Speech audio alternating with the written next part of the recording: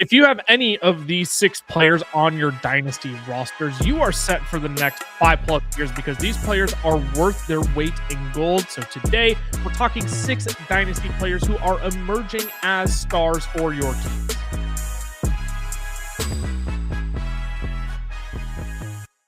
Now, I will name on the front end. The one thing you'll notice about all 6 of these players is that they are all coming off of their rookie season. When we talked about 6 players last year in this episode, it was a mix of first-year players and guys who were at least 2-3 years into the league first. But I think it just goes to show how much talent was loaded in the 2025 NFL draft class. And Cameron, Emeka Egbuka was off to an insanely hot start to the season. Obviously, cooled off towards the back end of 2025, but I don't think it's pretty clear he's going to be a valuable piece on your Dynasty roster for years to come. I think he's worth being the wide receiver 12 in Dynasty formats right now. For sure. And I think, honestly, he could finish even higher. He's a guy who, I'm, again, not saying he's JSN, but he's that type of archetype of player, right? He's going to be a zone beater. They're going to be able to move him around the offense. He doesn't have Clint Kubiak. He's not the only guy in this offense. However, Mike Evans is getting older. Chris Godwin is getting older. We're coming sooner than we'd probably like to admit to a day where Emeka Egbuka is the clear wide receiver 1 in this offense. It felt like he kind of was last year. Obviously, everybody in this offense dealt with injuries. And Ty and I, on our trade shows that we had from the beginning, I was a little early. Ty nailed it. We said he was a sell because he was overperforming. But that didn't mean he was a sell for Dynasty. That didn't mean he was a sell long term. It just meant that in that moment, he was playing a little bit better than, from a fantasy perspective, than we thought on the field looked like. But with that being said, we're still talking about a guy who on the year was over 37% air yard share for his team, saw over a 20% target share as a rookie. Again, sharing with Chris Godwin and Mike Evans, who, like I said, I know weren't on the field at all times. So he's a guy who's just going to continuously get better. And he plays enough in the slot and can play outside where he can put up these big years where, years past, you see a guy like Emeka and you're like, he's not a true outside. He can't be the wide receiver 1 overall. JSN blew that out of the water. Like, this is within the range of outcomes for a guy as talented as Emeka Egbuka. Yeah, I find it fascinating that he's also sitting in this range of players over on Keep Trade Cut as well. Again, we use Keep Trade Cut as a crowdsourced Dynasty resource. He's sitting in this range of players of Nico Collins, Chris Olave, Garrett Wilson, who have all taken, and Garrett Wilson, I don't want to make Garrett Wilson an exception, but guys who it's taken 2 to 3 years for them to actually come to their own in the NFL. You bring up JSN. It was year 3 this past year where he absolutely exploded. Year 2 where he took that leap into being a top 10 wide receiver. And Ty, I think when you still get Baker Mayfield at the helm of this offense, I think we talked about how Baker was likely to regress last season. That hit like a truck. But this is the perfect spot too to say, hey, I don't think that's the new norm for Baker Mayfield in this offense. I think there is a great chance this offense bounces back and we do see Emeka Egbuka not be JSN. It's so lazy to just say he's going to be JSN, but like you said, Cameron, it's the archetype of player coming out. I called him JSN light, right? Because it was the smooth route running. It was all the similar traits that we see in JSN. And if the Tampa Bay Buccaneers are a smart organization, and they are a smart football organization, they're going to figure out how to make Emeka Egbuka a focal point of this offense, just like the Seattle Seahawks have with JSN. Yeah, Zach Robinson is now the offensive coordinator, and I would like to believe he's going to have a little bit more of a plan in place than what Josh Grizzard had this last year. So if there's a bounce back for Tampa Bay in 2026, I have to think that Emeka Egbuka is going to be towards the forefront of that, kind of leading the charge alongside Baker Mayfield and Bucky Irving in the run game. We'll pivot to another wide receiver here too, and I think that'll be a more full conversation because I think we know what Emeka Egbuka can be. But if you're a fan of Dynasty Fantasy Football, Redraft Fantasy Football, Best Ball, fantasy football as well. This is the place you're going to want to be. So make sure you hit that subscribe button, turn on the notification bell as well, so you know when all of our newest content is out. Yes, we want to help provide you insight to beat your friends of fantasy football, but we want to remind you of the fun and camaraderie that comes with this game as well. All three of us met playing fantasy football. We know it's the case for a lot of your friends in your league as well. We want to remind you of the fun that fantasy football is meant to be as well, even though it is competitive. And over the back half of the season, Ty, to close out the year, throughout the playoffs as well, Luther Burden turned it on. And I think this is an easy episode where we could give the layup like Colston Loveland. I think that's like a foregone conclusion at this point. We know Colston Loveland is, I think he's a tight end 3 over on Keep Trade Cut right now. Like, we don't want to give you that obvious of a name. But Luther Burden, despite only having 60 targets this year, it's pretty clear he's going to be a focal point for Ben Johnson and this Bears offense for at least the next 3 to 4 years moving forward. Yeah, Luther Burden is just lightning in a bottle. We knew that coming out of college, and he proved it when he got the opportunities in the second half of the year. From week 10 on, Luther Burden was 4th of all wide receivers in yards per route run with a minimum of 100 routes, because you would get some like 13 yards per route run because a guy ran like 5 routes. So when you balance it all out, Luther Burden was pretty efficient with his routes and his opportunities. He was first on the team in receiving yard market share and receiving yards per game. He was targeted on 27% of his routes. He was the wide receiver 30 in points per game in half PPR in that stretch, all while being behind DJ Moore, Colston Loveland, Cole Kmet in routes. And he probably would have been behind Rome Odunze because he was struggling with injury as well. The Bears clearly believe they have something in Luther Burden. And if that's the case, we should see a rise in volume, at least for 2026, but you can absolutely see it 2-3 years down the road when pieces start to kind of, find new homes. I'll say that. DJ Moore, Cole Kmet, both guys could be moved this offseason. So even if I want to go through this kind of hypothetical, even if the Bears don't move on from those guys, okay, and we don't see the astronomical rise in volume, he doesn't really need it. If he gets just if he's closer to 80 targets than to 60, like Luther Burden can make the most of those opportunities because, like I said, he's lightning in a bottle. He posted an absolutely nutty 7.3 yards after the catch per reception from week 10 on as well, which was 7th of all wide receivers. So again, I just see a pretty clear path forward for Luther Burden. Would we love to see the astronomical rise in the volume? Yes. Would we love to see them move on from DJ Moore, Cole Kmet to open up those opportunities for him? Absolutely. But we kind of, we don't absolutely need it. If we're, again, like I said, if we're closer to 80, maybe even 90 targets, it can only mean better things for Luther Burden. And I don't want to turn a Luther Burden segment into a DJ Moore segment. I am fascinated to see what the Bears try and do with him this offseason. Nothing will happen pre-June 1. The numbers just don't make sense. If they release him, they lose out on basically $7 million this year. And even a trade, they just won't save as much against the cap. Post-June 1, if they cut DJ Moore, they do save $1 million against the cap this year. And if they trade him, they save $24.5 million. What is $24.5 million worth to the Chicago Bears? How low are they willing to go to get DJ Moore out the door and save that money?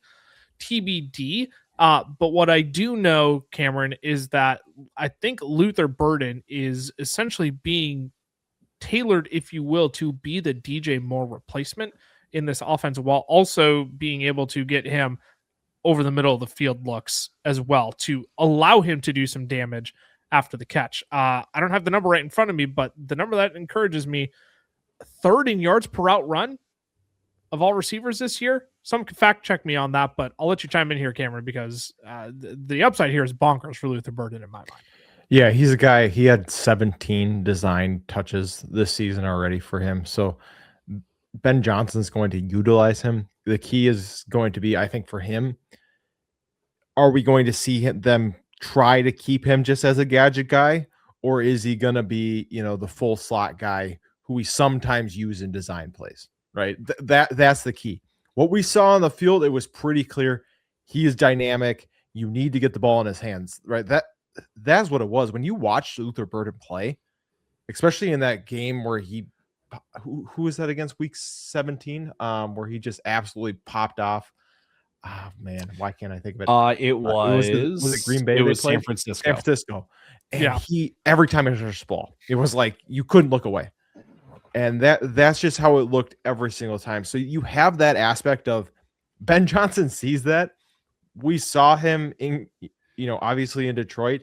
He utilizes those guys to the best of his ability. So I don't doubt that he's going to be. It's just you are having to, according to Keep Trade Cut, take him around that wide receiver 20 mark. So for me, it's how much greater do we actually think Luther Burden is going to get than wide receiver 20? That's my only thing is, are we drafting a guy on promise at his ceiling? That's my only concern. But I also don't doubt that he can reach wide receiver 20. No, I think he could surpass wide receiver 20. I really do believe that. It's the sustainability of that, though, of are we going to get a flash in the pan for in year 2? Is it going to be year 3? We don't know when that's going to hit exactly. Again, I think this DJ Moore twist in the equation is like the only thing that's like holding me back from just like, it's it. Push all the chips in. The jackpot is coming here. Per Jacob Afonte over on Twitter, over on X, if you want to do that as well. 2.82 yards per out run. That was third best in the league this year for Luther Burden. 7.1 yards after the catch per reception. That was tied for third most as well. He had a targeted passer rating of 158.3 on deep balls this year. That was tied for first in the NFL. That is passer rating. Pretty darn close if it isn't. I think 158.3 is perfect. So there you go. Perfect. 90% sure it is as well. I know it's in the 150s. Now I don't remember off the top of my head. Yes, this is like tailored. We got a better DJ Moore. It's kind of where I'm at with Luther Burden. I think the last thing I'll say, if it, like we were saying with Emeka Egbuka and JSN, it feels pretty lazy just to like comp the two together. DJ Moore. Yeah. This feels lazy as well, but Luther Burden and Amon-Ra St. Brown, right? They're not the same kind of player, but I can understand just the trajectory that both of these guys are on, where Amon-Ra St. Brown was able to take advantage, obviously in the second half of the year where he is posting consistently like 8-9 catches a game. But like there was no one else in that Detroit wide receiver room to really step up. Luther Burden, obviously in his rookie year, you have the Rome Odunze, you have the DJ Moore, you have the Colson Loveland, you have so many more pass catchers that you got to kind of like prove yourself over.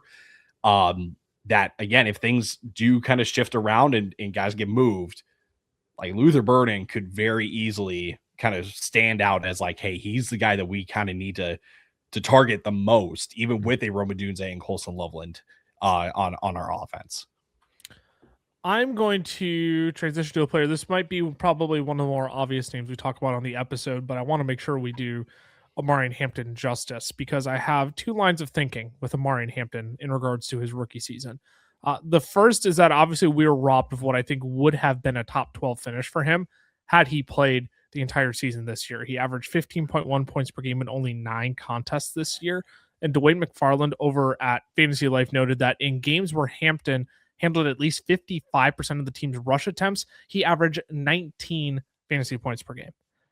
The second thought I have on Omarion Hampton, though, is almost like a thank God we didn't get Omarion Hampton fully unleashed this season, because I already know someone on the internet would have started a stupid rookie Najee Harris versus rookie Omarion Hampton agenda. And I think I might have lost my mind because Hampton did catch 32 of 35 targets this year. That is a 91% catch percentage. And I'd be willing to bet with how bad the Chargers offensive line was this year, that would have actually ended closer to 80 plus targets, and his efficiency certainly would have been much worse than 4.4 yards per carry. Actually, Omarion Hampton had more games with less than 4 yards per carry than he did with more than 4 yards per carry this year.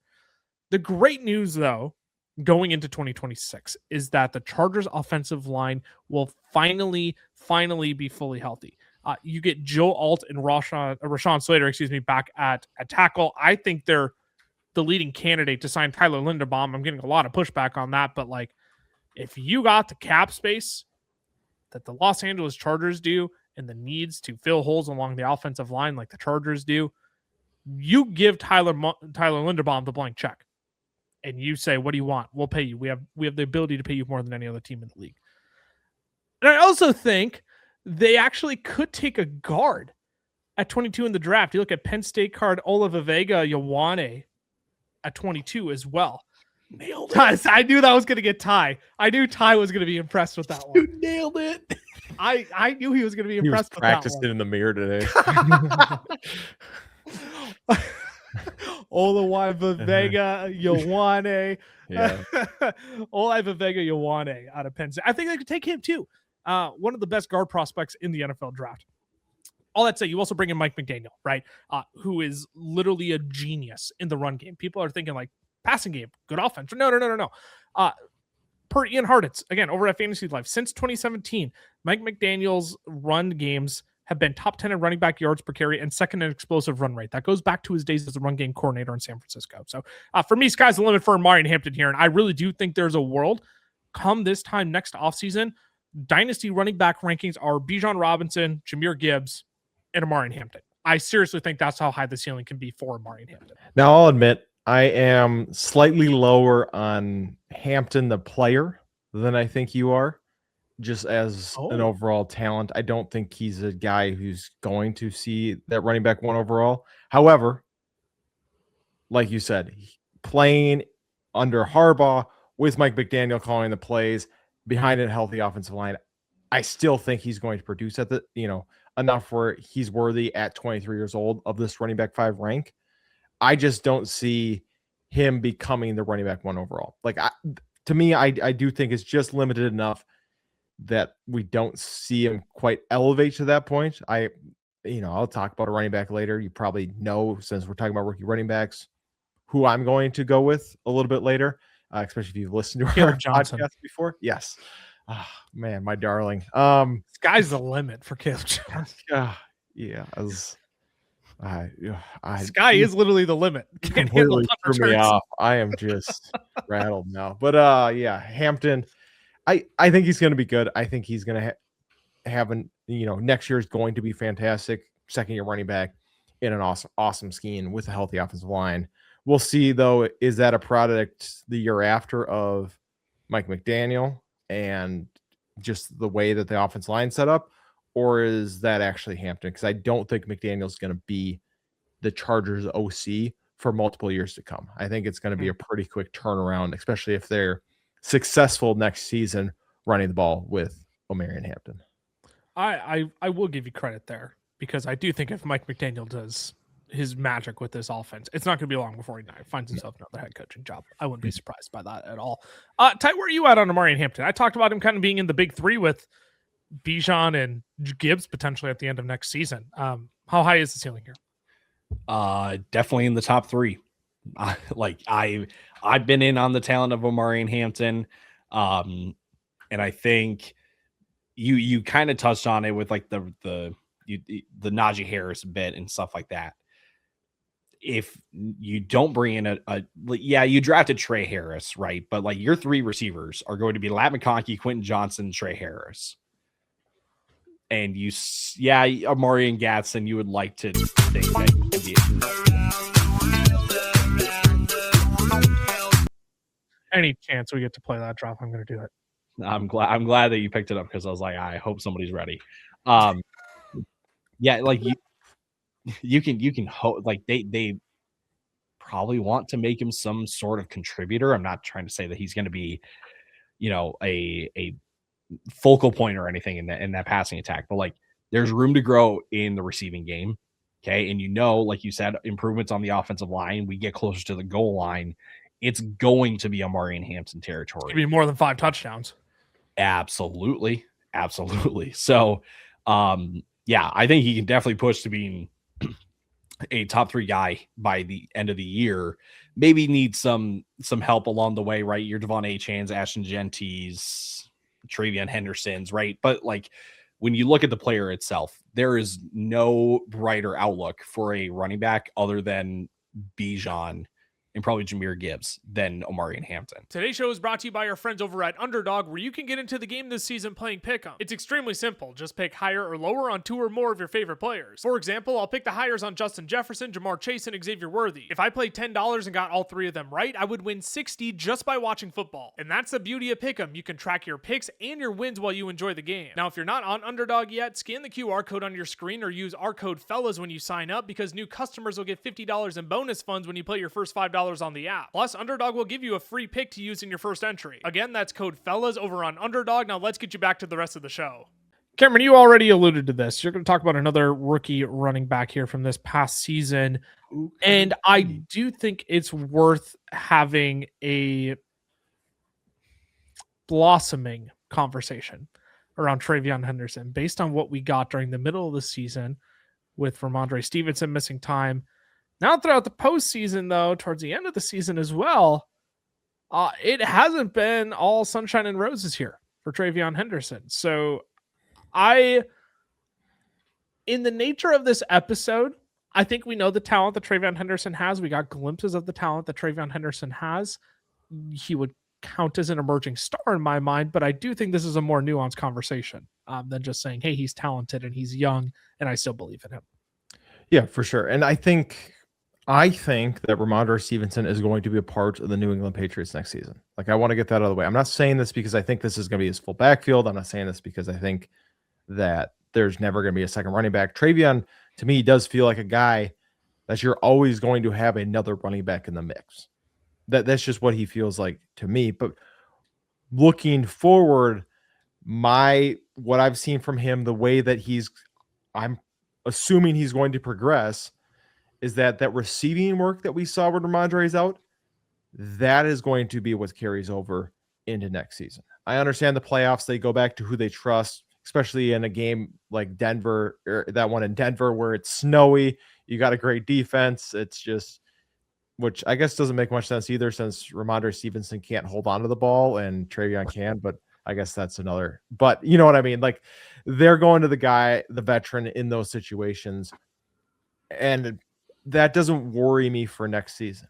If anything, I've learned, don't trust the Patriots running backs in the postseason, because that's how I felt for Sony Michel in the first place. And then had a entire season trying to trade him away. Okay. Sony Michel. So no way. So It's 2026 and we brought up Sony Michel. You're 26. Sony Still lives. I'm sitting in my night class, and so this would have been my sophomore year, 2018, and I'm sitting there, and I'm sending like 9 trades to every team, just trying to get rid of this dude off the team. I took him in like the 4th round or something. Bum.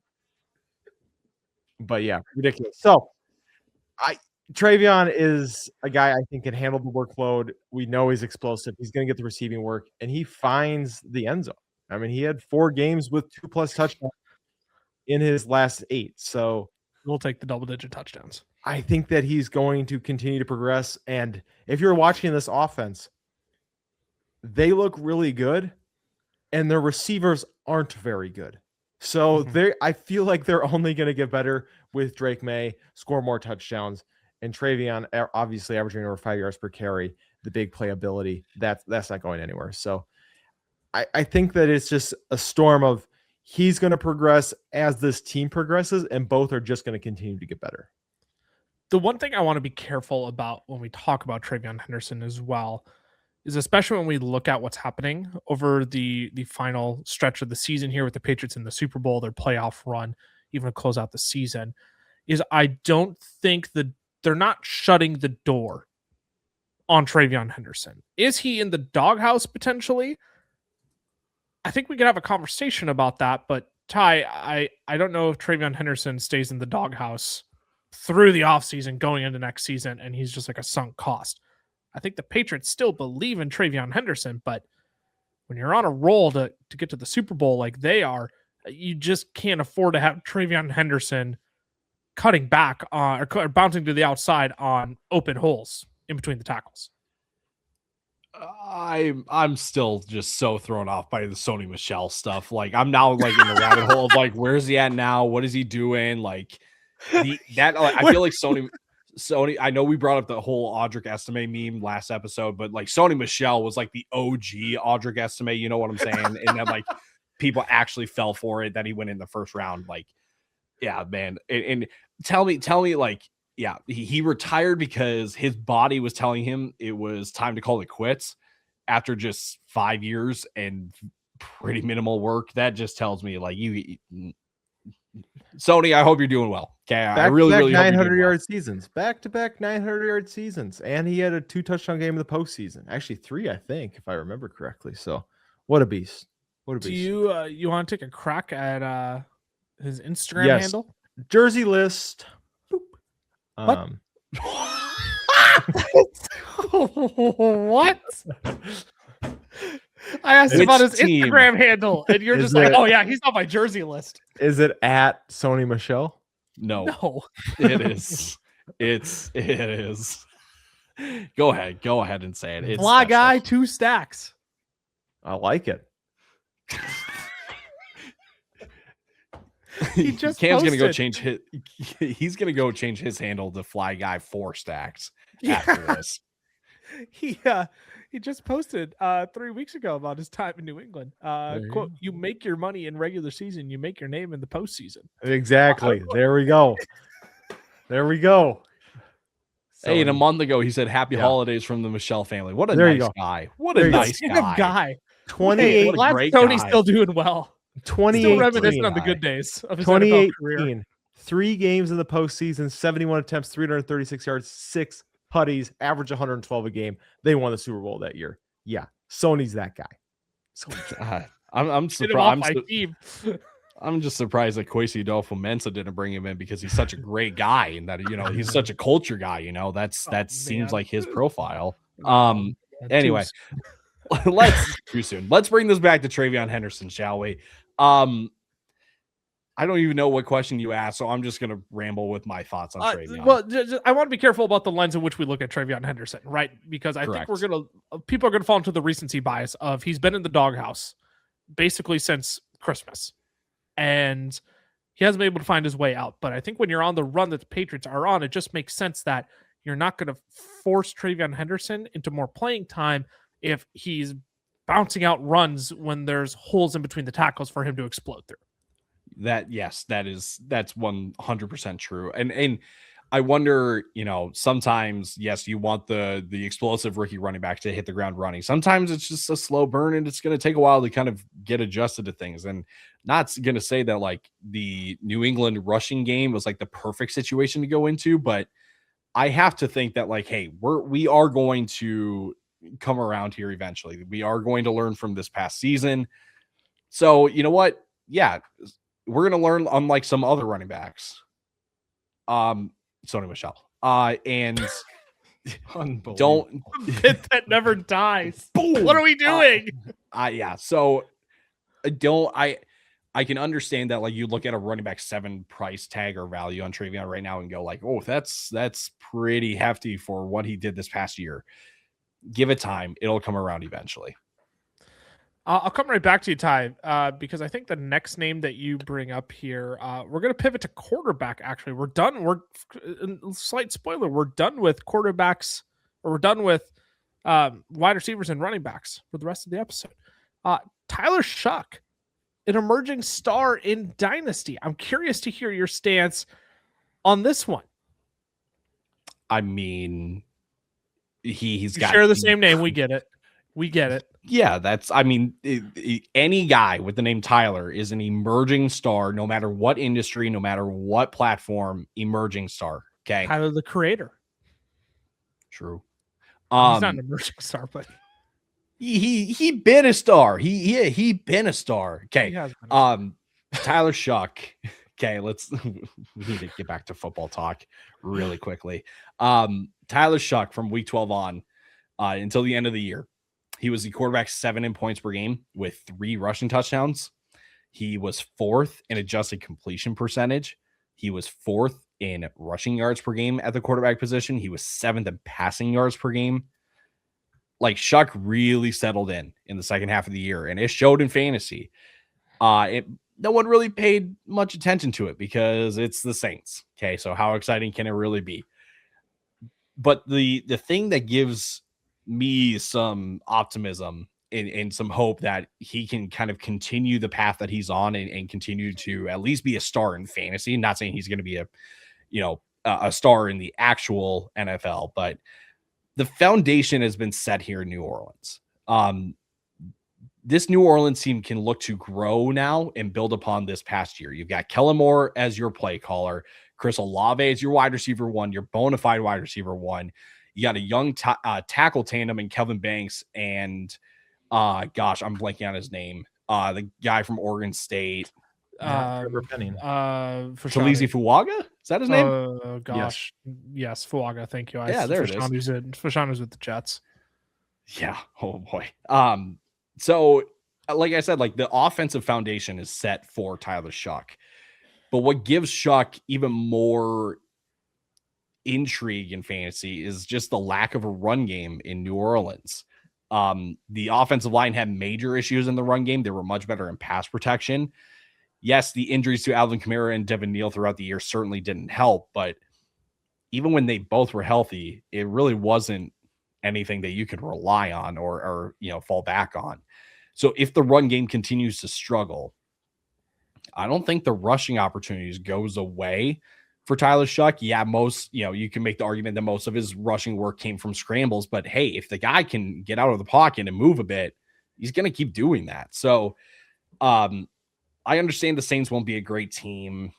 But I'm excited for what Tyler Shough was able to do in a pretty, I don't want to say limited sense this past year, but we can grow now going forward as a quarterback in the NFL. And I looked ahead to their opponents this upcoming year and gives me some excitement. It gets me excited. Okay. Obviously you play the NFC South. You also play the NFC North.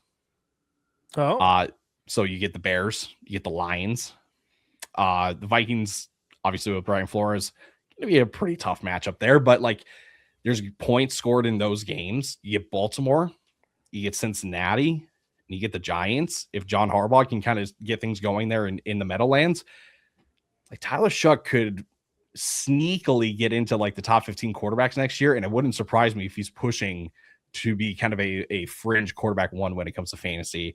And that quarterback 22 value for Dynasty, probably a bit closer to 15. I wonder if the 26, the age of 26 is kind of scaring off people, but I see a positive trajectory again for Tyler Shough in this Saints offense. I do think we are stretching the word star here to include Tyler Shough in this episode. If we're talking about players who are maybe undervalued or have a chance to actually over exceed expectations next year, I think Tyler Shough definitely fits within that category. But Cameron, to maybe like contextualize it, I was thinking about this as you were talking, Ty. I'm going to contextualize this transition in a way that you've talked about Tetairoa McMillan this past season, where it felt like Tet would go as far as Bryce Young would take him. And I'm not saying Tyler Shough will go as far as Kellen Moore can take him, because it seems like it's limiting Kellen Moore. But I do wonder if Tyler Shough's success is because he's being elevated by Kellen Moore. And I'm curious how far that can go given what we know of Shough's talent. Yeah, I think he's, like you said, it really is that of just how long is he going to last? He's already 35 years old. So it's, is he going to be just kidding. I'm sorry. Joke's dead after draft time. But he, 27 years old, who cares as an NFL quarterback, right? That could still be 10 years. And that's all that, that is all that matters for Dynasty. It just matters. He's on his rookie contract. How does he play? Does he get to a second contract? That's really all that it comes down to for me, because like you said, he's essentially Jackson Dart, what Jackson Dart did this year without the price tag right now. So that's kind of where you're at as far as fantasy production. I mean, Dart obviously was a little bit better in his games, but couldn't stay on the field. So I guess take whichever one you want. But yeah, it really just comes down to that. I think he's going to be good enough for the next couple of years. that they can do something. I think they also understand in New Orleans, hey, we're still trying to even get into the rebuild right now. We have so many pieces that we just got to move. The only concern is if it is a down year, 2027 is a great quarterback class, and he could be replaced like that. So that is a worry. But as far as price tag, you're paying as the quarterback 22. It's already priced in that's going to happen. So if it doesn't happen, then it's just nothing but upside for at least a couple more years. Yeah, I think we could put a pin on it there because I don't want to talk in too many circles around Tyler Shough. But look, the rushing upside is there, and in regards to fantasy football, that is going to be your floor, right? And from there, as Josh Norris, friends over at the Underdog Football Show, point out, the passing is the upside from there, right? So if Tyler Shough can give you a nice baseline of rushing, what he gives you through the air with Kellen Moore is icing on the cake from there. I'll close out the episode again with a non-running back or wide receiver. I want to talk about Harold Fannin. I should probably ask the question first of, did we potentially get a Harold Fannin buff with David Njoku injured last season? I think that's not an unfair statement to say, but David Njoku is also a free agent this offseason. And even with David Njoku playing through injury, Harold Fannin still crushed. When Fannin took over the job in week 7, David Njoku missed time. He averaged a 23% target share and drew a target on 28% of his routes the rest of the season. For context, Trey McBride was at a 25.7% target share, and he was targeted on 25% of his routes in that same span. That's not bad company to be in there. I know Cleveland needs more weapons in the passing game, and I think they could use the 6th overall pick on a Carnell Tate or Jordan Tyson if he's still on the board. But they also just hired Todd Monken as their head coach. And with how much Todd Monken loves to run the ball, wouldn't it also be fitting that the Browns use their 6th overall pick on an offensive lineman potentially? Like potentially Francis Maunoga. Oh my goodness, I butchered that name. I can get freaking Ioane right, but I can't get my goodness. I'm just going to shut up and keep moving on. Manoa. Wouldn't it help too? We just need flashcards. We really do. This is what he meant. He meant this name. Francis Manoa to start rebuilding their offensive line. I think that's in play. I see him floating in like the 10 to 15 range every once in a while, but I do think Cleveland could start rebuilding this offensive line. So is there a world actually that we go into next season where Harold Fannin is still the lead target getter in this Browns offense under Todd Monken, who knows a thing or two about getting the tight end the football, especially in the red area? You can go back to his Georgia's days where he worked with Darnell Washington and Brock Bowers to see that. I love Harold Fannin moving forward. I know it's not an ideal offensive system. You can do better than Shedeur Sanders at quarterback, but based on what I saw this season, unless if they bring in a Carnell Tate to soak up 130 plus targets, we might be looking at another 110 plus target season for Harold Fannin coming up here. And that could lead to another, well, he finished tight end 6 this year, but I'd be willing to bet he finishes closer to top 5 this year. Yeah, I mean, we saw it all of college. It was, I just don't know if it's going to translate from Bowling Green. And then he came in and, they were using him all over the field. Obviously not quite the same down the field threat for Cleveland as he was there, but still being used a ton. And even if they bring in, like you said, a Carnell Tate, even if they bring in somebody else, there's so many targets that go around in any NFL offense. They just don't have enough pass catchers to really take from Harold Fannin this next season. So I agree. Todd Monken kept feeling like he wanted to make Isaiah Likely a thing in Baltimore and wasn't quite able to. Harold Fannin feels like the next step in the Isaiah Likely evolution that he's walking into. So yeah, I'm all for taking Harold Fannin, and he does feel like the cheaper of those 3 tight ends of Loveland, Warren, and him, because it's gross, because it's Cleveland. But when we're looking at a guy who could be seeing 100, 110 to 120 targets, I don't know what more you can ask for from the tight end position. Ty, you were the guy who has been the most pessimistic on Harold Fannin. We don't need to relive the words that you've said about calling him a fullback and what else. But But To be fair, but he did pick 44 as his number, so I mean, he was kind of asking for yeah, it. I mean,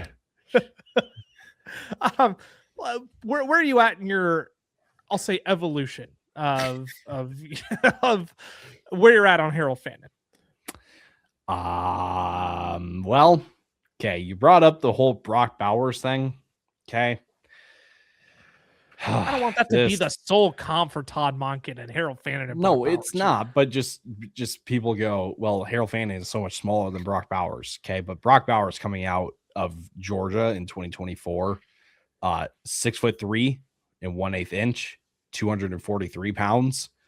And Harold Fannin was 6'3" and 1/4 inch and 241 pounds. Ooh.